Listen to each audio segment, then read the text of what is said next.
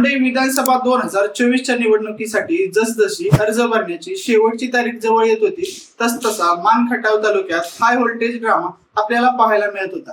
यातच मध्यंतरी सोशल मीडियावर अचानक एक पोस्ट पडली। बघता बघता ही पोस्ट संपूर्ण जिल्ह्यात व्हायरल झाली।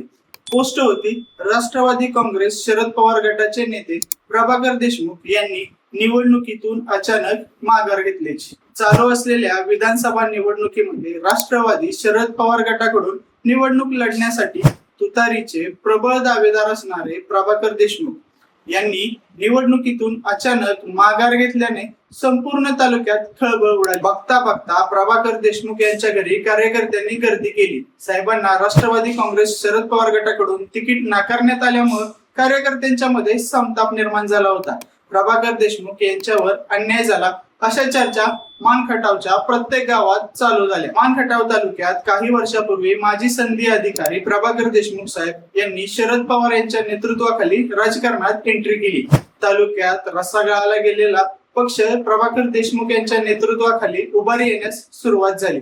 गेल्या 5 वर्षात देशमुख साहेबांनी देवडी नगर पंचायत, वडूज नगर पंचायत राष्ट्रवादी पक्षाकडे खेचून आणल्या। तालुक्यातल्या जवळपास 60 ग्रामपंचायती त्याचप्रमाणे 70च्या आसपास विविध विकास सेवा सोसायटी त्यांनी आपल्या ताब्यात घेतल्या। राष्ट्रवादी पक्ष पुन्हा एकदा देशमुख साहेबांच्या नेतृत्वाखाली ताकदीने उभा राहिला। देशमुख साहेबांची स्वच्छ असलेली प्रतिमा यामुळे लोकांनी त्यांचे नेतृत्व मान्य करण्यास सुरुवात केलेली होती। काही दिवसात या मान तालुक्याचा वनवास संपणार, गुंडशाही संपणार, दडपशाही संपणार आणि हे कोण संपवणार तर उत्तर होतं प्रभाकर देशमुख। 2024च्या विधानसभेचा बिगुल वाजला आणि पक्षाने देशमुख साहेब यांच्या नावावर शिक्कामोर्तब सुद्धा केला। हा निर्णय प्रस्थापितांना खुपला।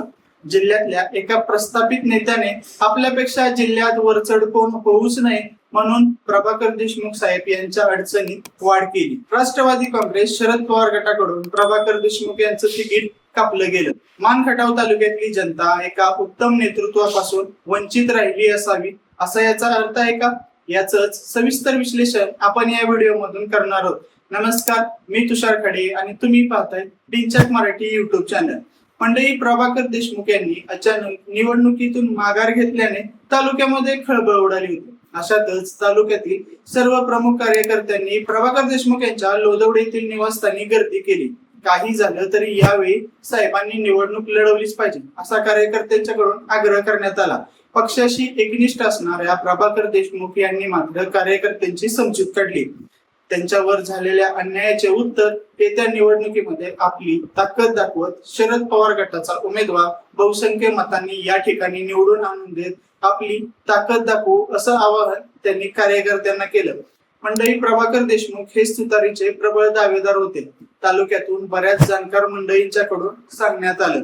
याचं कारण गेल्या विधानसभा निवडणुकीमध्ये प्रभाकर देशमुख यांना 90,000 एवढी मतं मिळाली होती। मग त्यावेळी भाजपचे उमेदवार जयकुमार गोरे यांना प्रभाकर देशमुख यांनी तगडी फाईट दिलेली होती। त्यानंतर गेले 4 ते 5 वर्ष प्रभाकर देशमुख यांनी पायाला भिंगरी बांधत तालुक्यातले गाव ना गाव राष्ट्रवादी शरद पवार गटा वाढवण्यासाठी ढवळून काढलं होतं।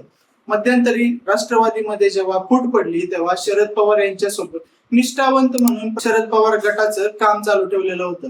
तालुक्यात डबघाई आलेला राष्ट्रवादी पक्षाला नवीन संजीवनी देण्याचं काम प्रभाकर देशमुख यांनी केलेलं होतं। दोन्ही तालुक्यातील कार्यकर्ते त्याचप्रमाणे जनतेच्या सुखदुःखाच्या प्रसंगामध्ये हमखास देशमुख साहेब उपस्थित राहत होते।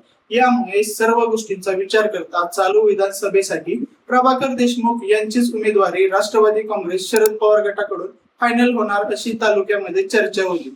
आणि मग अचानक या उमेदवारीला विरोध झाला व निस्वार्थपणे काम करणाऱ्या कार्यकर्त्यावर जर असा विरोध केला जात असेल तर एक पाऊल मागे राहिलेलं बरं असंच म्हणत प्रभाकर देशमुख यांनी माघार घेण्याचा निर्णय घेतला। जो निर्णय शरद पवार घेतील त्या निर्णयाची पाठराखण करण्याचा धाडसी निर्णय प्रभाकर देशमुख यांनी घेतला।